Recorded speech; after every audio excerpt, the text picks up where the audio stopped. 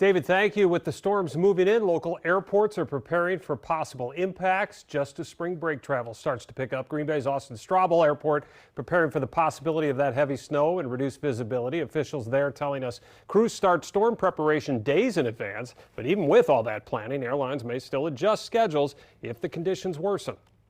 The airlines have not issued any waivers yet for travel. Typically during a storm, they'll let you change tickets at no price. We haven't seen that yet, but I'm anticipating that on Sunday and Monday. And the storm could hit during one of the busiest travel periods of the year. Appleton International Airport expecting record spring break travel, and crews now say their priority this weekend will be clearing the runways as quickly as possible.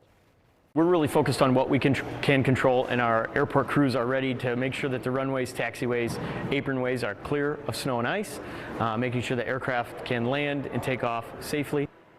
Officials say travelers should check their flight status before going to the airport. They also say TSA security operations at both airports continue to run normally despite the federal funding stalemate.